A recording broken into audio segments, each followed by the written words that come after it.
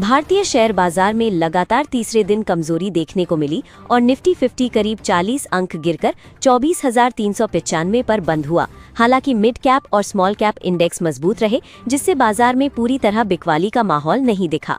14 अगस्त को निफ्टी के लिए 24,300 का स्तर सबसे अहम सपोर्ट है। अगर ये स्तर बना रहता है तो बाजार में बाउंस बैक की उम्मीद रहेगी, जबकि ऊपर की तरफ 24,450 से 24,500 के बीच मजबूत रेजिस्टेंस है। अगर निफ्टी 24,500 के ऊपर मजबूती से निकलता है तो 24,600 के बाद 24,630 के आसपास अगला रेजिस्टेंस देखा जा सकता है।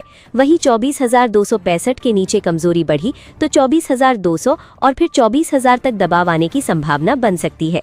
निफ्टी ने लगातार दूसरे दिन 20 डे डीमा और 200 डे डीमा के ऊपर क्लोजिंग दी है। आसान भाषा में कहें तो बाजार ने इन अहम एवरेज लेवल्स को अभी तक बचाकर रखा है, जो शॉर्ट टर्म में बुल्स के लिए सकारात्मक संकेत है।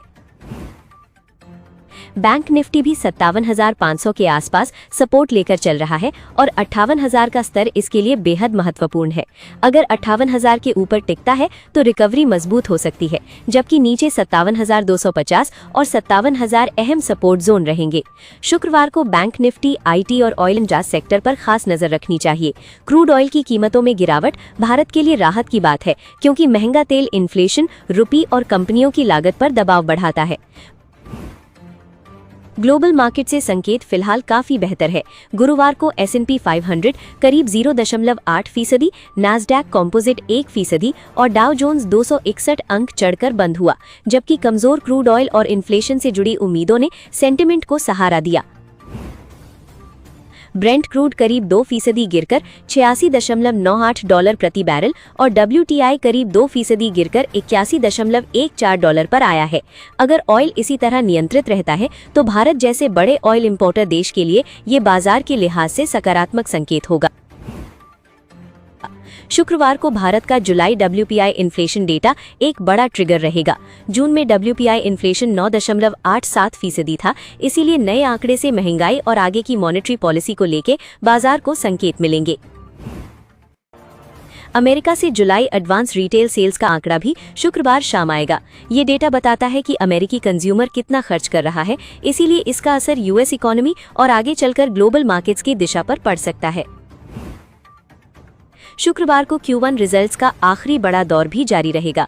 Ashok Leyland, Alkem laboratories, tube investments of India, Bharat dynamics, Voltas, Cochin shipyard, Patanjali foods, Natco pharma और जुपिटर वैगन्स जैसी कंपनियों के नतीजों पर नजर रहेगी। भारत का जुलाई मर्चेंडाइज ट्रेड डेफिसिट बढ़कर $31.98 अरब हो गया है, जो जून के $30.34 अरब से ज्यादा है। हालांकि एक्सपोर्ट्स 19.63% बढ़कर $44.24 अरब पहुंचे, लेकिन इंपोर्ट्स 17.52% बढ़कर $76.22 अरब होने से डेफिसिट बढ़ गया। यूके की इकोनॉमी ने जून में उम्मीद से बेहतर 0.3% ग्रोथ दर्ज की, जबकि पूरे अप्रैल-जून क्वार्टर में GDP 0.4% बढ़ी। यानी ग्लोबल इकोनॉमी पर दबाव के बावजूद यूके में फिलहाल पूरी तरह कॉन्ट्रैक्शन नहीं दिखी। भारत क्रिटिकल मिनरल्स की डोमेस्टिक प्रोसेसिंग क्षमता बढ़ाने पर जोर दे रहा है और 4 राज्यों में प्रोसेसिंग पार्कों की योजना है। इसका उद्देश्य इंपोर्ट डिपेंडेंस कम करना और EV, इलेक्ट्रॉनिक्स, रिन्यूएबल एनर्जी और डिफेंस जैसे सेक्टर्स के लिए सप्लाई चेन को मजबूत करना है। रेयर अर्थ परमानेंट मैग्नेट्स के डोमेस्टिक मैन्युफैक्चरिंग को बढ़ावा देने के लिए सरकार की 7,280 करोड़ रुपए की इंसेंटिव स्कीम में 20 बिड्स मिली हैं।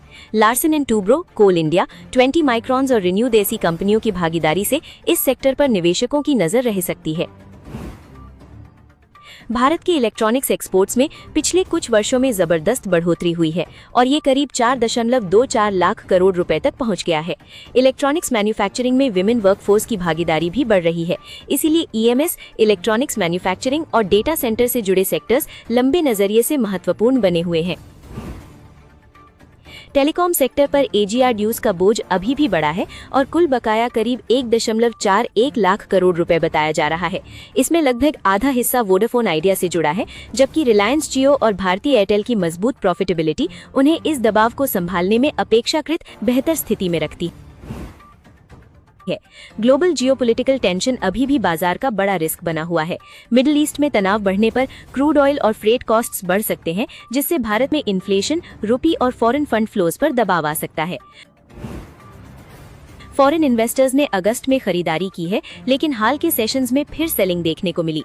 गुरुवार को एफआईआईज ने करीब 510 करोड़ रुपए की बिकवाली की, जबकि डीआईआईज ने लगभग 4,353 करोड़ रुपए की खरीदारी की, जिससे डोमेस्टिक इंस्टीट्यूशनल बाइंग ने बाजार को सहारा दिया। कल गिफ्ट निफ्टी करीब 24,437 के आसपास था, यानी निफ्टी की क्लोजिंग से लगभग 40 अंक ऊपर। इसीलिए 14 अगस्त की शुरुआत के लिए संकेत बहुत कमजोर नहीं है, लेकिन फाइनल डायरेक्शन ग्लोबल क्यूज और सुबह के गिफ्ट निफ्टी लेवल पर निर्भर करेगी।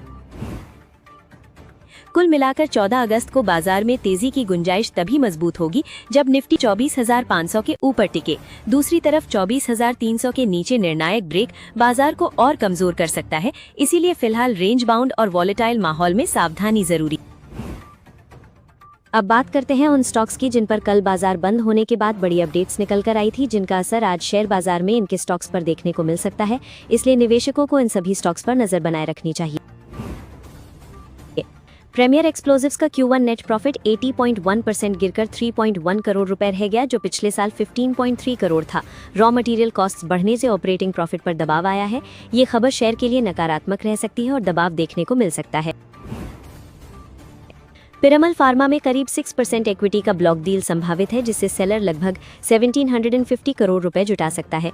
डील मौजूदा मार्केट प्राइस से मामूली डिस्काउंट पर हो सकती है। बड़े ब्लॉक डील की वजह से आज शेयर में वॉलेटिलिटी यानी उतार चढ़ाव बढ़ सकता है। KRBL का Q1 नेट प्रॉफिट 73.16% बढ़कर 260.74 करोड़ रुपए हुआ, जबकि रेवेन्यू 5.6% घटकर 1996 करोड़ रुपए रहा। कम बिक्री के बावजूद प्रॉफिट में बड़ी बढ़त से प्रॉफिटेबिलिटी बेहतर दिखी है, इसलिए शेयर पर शुरुआती असर सकारात्मक रह सकता है। हालांकि रेवेन्यू में गिरावट पर नजर रहेगी। आदित्य बिरला रियल एस्टेट की सब्सिडियरी बिरला एस्टेट्स ने नवी मुंबई के वाशी में करीब 2600 करोड़ रुपए रेवेन्यू वाला हाउसिंग रीडेवलपमेंट प्रोजेक्ट हासिल किया है। ये इस माइक्रो मार्केट में कंपनी का पहला प्रोजेक्ट है। नया प्रोजेक्ट कंपनी के रियल एस्टेट बिजनेस के लिए सकारात्मक है। सम्मान कैपिटल का Q1 कंसोलिडेटेड नेट प्रॉफिट 27.2% घटकर 243 करोड़ रुपए रह गया, जो पिछले साल 334 करोड़ रुपए था। यानी कंपनी की प्रॉफिटेबिलिटी में सालाना आधार पर कमजोरी आई है। कमजोर नतीजों के कारण शेयर पर आज दबाव देखने को मिल सकता है। LG इलेक्ट्रॉनिक्स इंडिया का Q1 नेट प्रॉफिट 27.2% बढ़कर 652.8 करोड़ रुपए और रेवेन्यू 15.5% बढ़कर 7,233.3 करोड़ रुपए हुआ। प्रॉफिट, रेवेन्यू और ऑपरेटिंग मार्जिन में सुधार से कंज्यूमर डिमांड मजबूत दिख रही है। मजबूत नतीजों के कारण शेयर में आज सकारात्मक प्रतिक्रिया आ सकती है।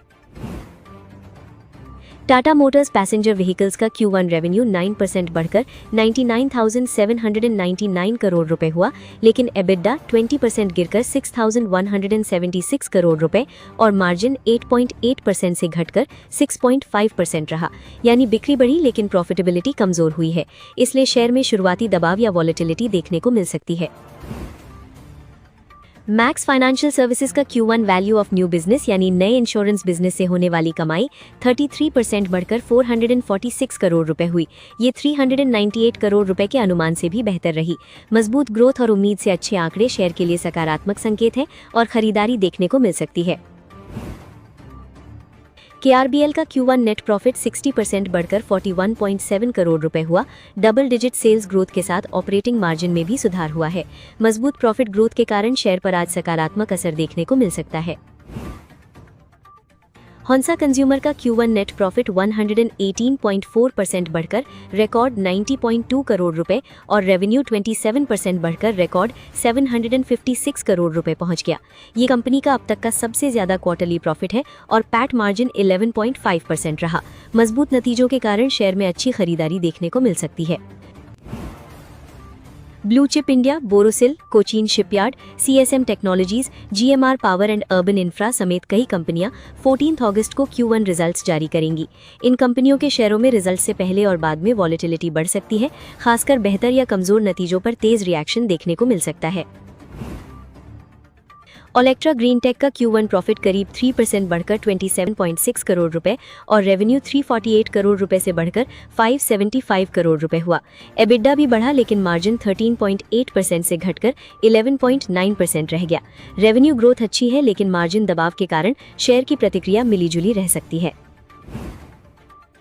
RCF का Q1 प्रॉफिट 54 करोड़ रुपए से बढ़कर 74 करोड़ रुपए और रेवेन्यू 3,370 करोड़ रुपए से बढ़कर 3,585 करोड़ रुपए हुआ। एबिडा 34 करोड़ रुपए से बढ़कर 38 करोड़ रुपए हुआ। एबिडा और मार्जिन दोनों में सुधार से शेयर के लिए खबर सकारात्मक रह सकती है। इंजीनियर्स इंडिया का Q1 प्रॉफिट 146% बढ़कर 160 करोड़ रुपए हुआ, जबकि रेवेन्यू थोड़ा घटकर 820 करोड़ रुपए रहा। इसके बावजूद एबिडा 72 करोड़ रुपए से बढ़कर 126 करोड़ रुपए हुआ और मार्जिन 8.3% से बढ़कर 15.4% रहा। प्रॉफिट और मार्जिन में बड़ी तेजी के कारण शेयर में आज मजबूत खरीदारी देखने को मिल सकती है। GE पावर का Q1 प्रॉफिट 31.6 करोड़ रुपए से बढ़कर 52.5 करोड़ रुपए और रेवेन्यू 290 करोड़ रुपए से बढ़कर 310 करोड़ रुपए हुआ। यानी कंपनी ने प्रॉफिट और रेवेन्यू दोनों में सुधार किया है। नतीजे सकारात्मक है, इसलिए शेयर में हल्की तेजी देखने को मिल सकती है। अवंती फीड्स का Q1 कंसोलिडेटेड प्रॉफिट 178 करोड़ रुपए से घटकर 100 करोड़ रुपए रहा, जबकि रेवेन्यू 1600 करोड़ रुपए से बढ़कर 1900 करोड़ रुपए हुआ। यानी बिक्री बढ़ने के बावजूद प्रॉफिट में बड़ी गिरावट आई है, जो कंपनी की प्रॉफिटेबिलिटी के लिए नकारात्मक संकेत है। JSW सीमेंट का Q1 प्रॉफिट 161 करोड़ रुपए रहा, जबकि पिछले साल 1466 करोड़ रुपए के एक्सेप्शनल चार्ज के कारण कंपनी को नुकसान हुआ था। रेवेन्यू 22% बढ़ा, लेकिन ऑपरेटिंग प्रॉफिट और मार्जिन में गिरावट रही, इसलिए शेयर पर असर मिला जुला रह सकता है। ब्रिगेड एंटरप्राइजेस का Q1 प्रॉफिट 34% बढ़ा, जिसे बेहतर रियलाइजेशंस और मजबूत मॉल सेल्स का फायदा मिला। हालांकि शेयर 596.90 रुपए पर 1% गिरकर बंद हुआ, इसलिए मजबूत नतीजों के बावजूद बाजार की प्रतिक्रिया फिलहाल कमजोर रही।